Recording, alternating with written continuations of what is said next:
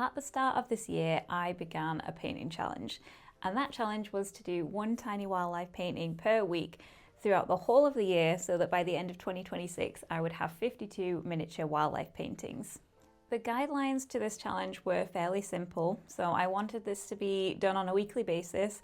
I wanted the painting to be no bigger than 2 by 2 inches, and I wanted it to be a wildlife theme. So I wanted to have seen the wildlife myself, taken my own reference photo, and seen it recently. And that was kind of it.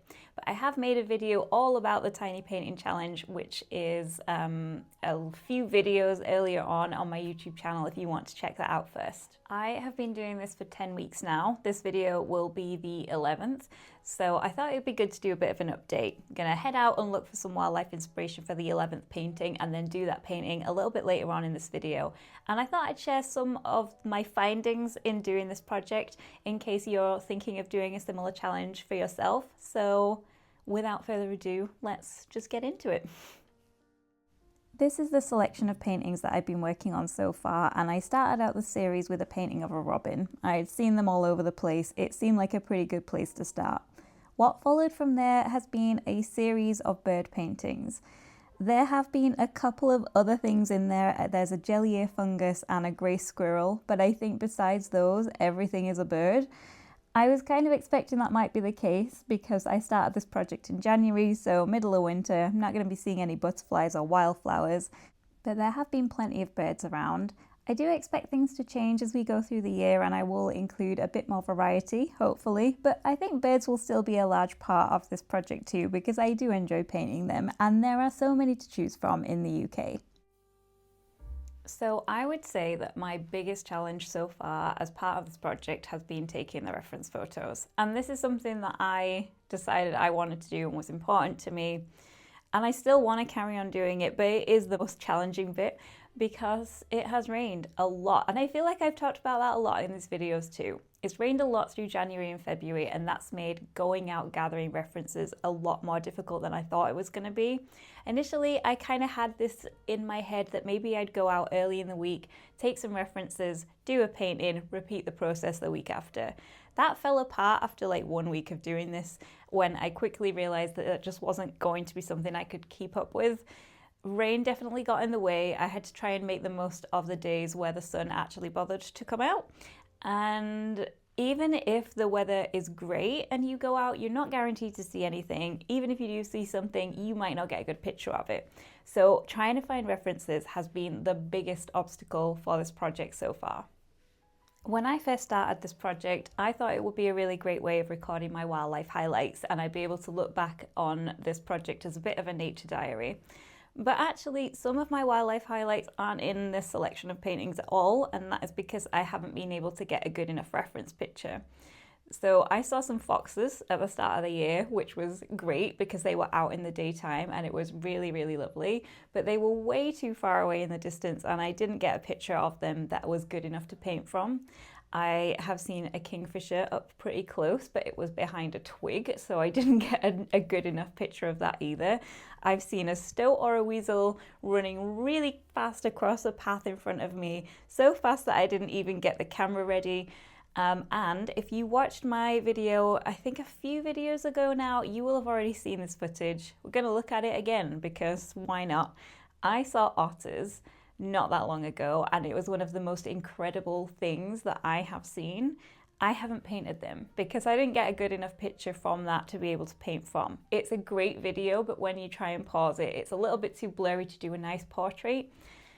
So the things that I've done instead don't always feel like they're reflecting the most exciting things that I've seen. So instead of this being like a selection of wildlife highlights, it's more a selection of wildlife that I have seen that I was able to get a good enough picture of to actually paint from.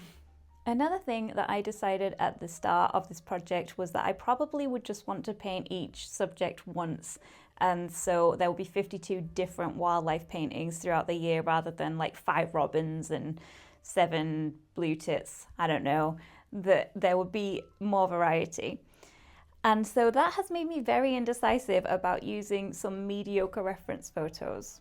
I have a picture of a gold crest that I've been thinking of working from, but the composition isn't the best because I was a bit useless at taking the picture and it's looking away and it's not as engaging. and I don't know whether to use what I have, thinking maybe I just won't see it again the rest of the year, or do I wait because maybe I'll get a better picture and it will make a better painting. So that's something worth considering if you are doing a project similar to this one. When do you hold off in the hope that you will be able to see another version and get a better picture later on in the year? Okay, we've talked about references for a little while now, so I'm going to move on to another thing that I actually thought would be my biggest challenge as part of this project, and that is consistency. And it actually turned out that was not my biggest problem. References were my biggest problem, but I still think it's worth talking about anyway, because it's one of the reasons I wanted to do this challenge in the first place, was to try and encourage me to paint more regularly. So while I chat a little bit about that, I'm going to share some footage from a recent trip to a nature reserve to gather some more inspiration for this week's painting.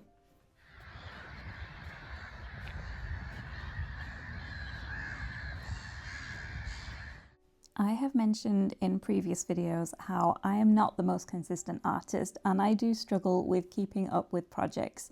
I'm really good at starting new ideas. I love the novelty of starting a new painting or a new series, but once I have done a certain amount of paintings within that series, I feel like I've done enough. I'm ready to move on to a new challenge, and that's kind of the end of that. So I was quite interested to find that I didn't really experience that drop off in interest that I thought was going to happen. I thought I'd kind of hit a brick wall and then wouldn't want to do this anymore, and it would be really hard to finish this challenge. But actually my motivation has gone up and down, which has been pretty interesting to see. There have definitely been some weeks where I have thought, I do not want to do this, and where I have questioned whether if I just stopped with the challenge and just stopped talking about it, would anyone even notice? But I've done it anyway, and I've managed to keep going, which is pretty good for me.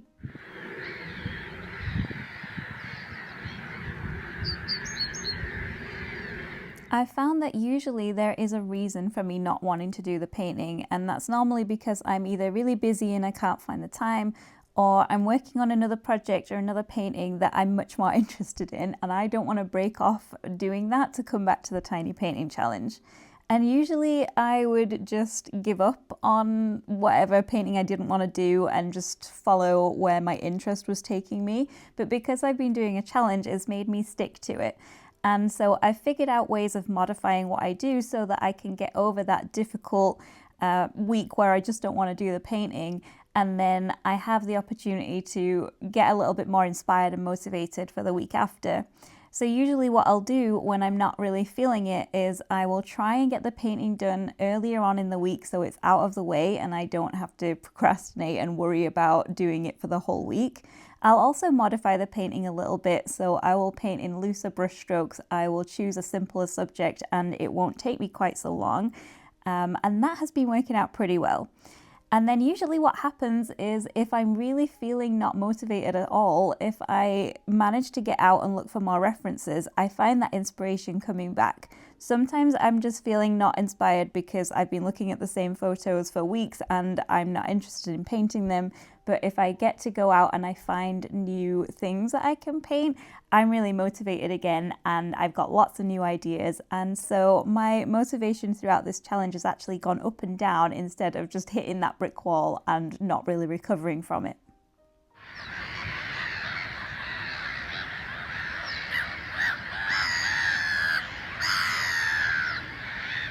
This trip provided me with some more inspiration and the enthusiasm to get back to painting again. And although there were several things that I could have painted from this particular excursion, I decided to go with painting a chiffchaff because they are a migratory bird to the UK, and on this particular visit I heard the first one of the year, which is lovely because it means spring is here.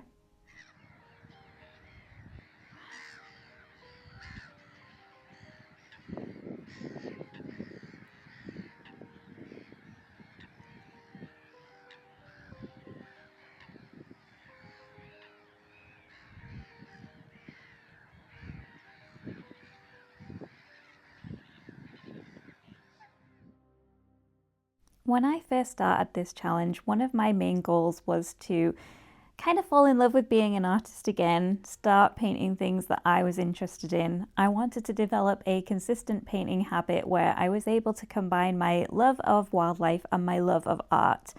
And I have been able to do that. But another side effect of this challenge is that I also feel like my skill as an artist is improving too. In being more consistent, it's giving me additional practice and it is helping me to build up my skill in doing these tiny paintings. Usually I like a lot of variety in my work, and although that's really fun, the downside is I do think it makes it a little bit more challenging to build up skill. As soon as I start getting good at something, I end up switching and doing something completely different, and then it's like you're building it up from scratch again, and so progress sometimes feels a little bit slower. So I think the fact that I've been doing this on a weekly basis, it is helping me to build my skill a little bit faster. I think the repetition is definitely helpful. I'm starting to learn how much detail I need to include in these to keep them looking realistic without going over the top. I am developing ways of putting in the background, so again, it looks detailed enough, but it doesn't detract from the foreground. And I feel like I'm able to do these paintings a little bit faster as I go because I am falling into a bit of a routine and it's becoming more familiar with each painting. There are some exceptions to this rule. The paintings where I wasn't feeling too motivated and I ended up making them a little bit looser, they are maybe not as technically skilled as some of the others, so it's not like every single painting I do is better than the one before. And I think that's worth bearing in mind if you want to do a similar challenge, to not get discouraged if you do a painting and it wasn't that successful. It's good when you can take a step back and look at the challenge as a whole and see your progression from the very beginning to where you are now, rather than trying to look at any minor improvements you might be making from painting to painting. Sometimes it's difficult to see when you're focusing on it like that, but when you have done quite a few of them and you can look at it overall, then you're able to see the progress that you've made a little bit easier. And as well as improvement in skill, I also think these challenges are a really great way of improving confidence. I think imposter syndrome is quite common amongst artists, and I am not immune from it. I tend to go through stages with my paintings, so in the middle of a painting, I might feel really excited and enthusiastic about it because I feel like it's coming together really nicely and I can't wait to see it finished. And then I'll finish it and I don't like it anymore because now that it's done, all I can see are the things that didn't go well, and I pick it apart and I just look for all the faults and I put it to one side because I am not enthusiastic about it anymore. And sometimes that's where it will stay for a really long time. But because I am doing an ongoing challenge, I keep looking back at these paintings to compare them and to see how the challenge is progressing altogether. And sometimes I think it's really helpful to be able to look at your paintings again once you've had a little bit of time away from them, to see them a little bit more objectively, so that you are not caught up in all the things that went wrong, but you can look at them with fresh eyes and appreciate them a little bit more. And in doing that, I'm finding that my confidence is definitely growing. My confidence is also growing from the consistency that we talked about earlier too, in the repetition of doing continued works, feeling like my skill is improving. That's improving confidence in turn. So I'm definitely seeing benefits of sticking to this challenge, and I am glad that I've managed to stay with it for this long. Hopefully that will continue towards the end of the year, and maybe there will be further improvements still.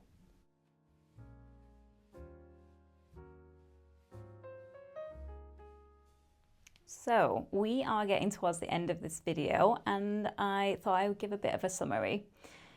I think that this has been a really great project so far in terms of the painting aspect. I feel a lot more confident painting these things now. I'm getting better at it, my skill is improving, and my consistency is improving, which is something that I've always struggled with. So there have been lots of benefits so far to this, and I'm really excited to see how it goes later on down the line. I would definitely recommend it as a great way of being more consistent as an artist and improving your skill level by having that repeated practice. Obviously, you could change the subject if you didn't want to go and look for wildlife and do this kind of challenge, but I think just having a weekly challenge has been a really great thing to work on so far. Maybe I'll think differently about it a little bit later on in the year, but for now I am enjoying it and I think it's going pretty well. In terms of using this to record wildlife, I think there are pros and cons to it. So one downside is that you can't record absolutely everything that you see. In a nature diary, you probably could record wildlife a little bit more effectively because you could put loads of things on each page. I would have been able to record the otters that I saw because I would just have done a very loose sketch or written about it. And I didn't get to do that in these tiny paintings because I didn't have a good enough reference to do a full tiny oil painting of it. So my records are not going to be completely accurate in that there are going to be some gaps. You also are going to have to decide what things to leave out and what things you want to paint each week. And a nature diary, therefore, would probably be a little bit more effective at recording wildlife. However, I have tried nature diaries in the past. I've got some videos on those too if you want to have a look, but I do struggle in keeping up with them because of the fact that you usually put multiple pictures on one page, and I find that a bit overwhelming after a while and I stop doing it. So as much as a nature diary might be more effective at recording wildlife than this project, it is not effective if you don't do it. And this is something that I've actually been able to stick to, and it has felt a lot more reasonable just doing one painting each week rather than filling a full sketchbook page of all of the different things that I saw. So in that way, recording it like this is actually better for me because I am going to do it. And even though there might be some gaps in that I haven't put the otters in or the fox or certain other things that I've seen, it's still a good reflection of the wildlife encounters that I've had so far this year. And every time I look at these paintings, it brings me back to the moment where I saw that in the first place. And I think that's quite lovely. I think for me, it is a good way of recording wildlife, but there are some limitations to it. Anyway, that is enough of that for today. Please let me know what you think to this video in the comments below. Give it a thumbs up if you enjoyed it and consider subscribing if you want to see more videos like this about tiny painting challenges and what have you. And let me know if you're doing a similar challenge or maybe this has made you consider doing a similar challenge as well. Anyway, that's enough of that. So I will see you next time. Thank you so much for watching.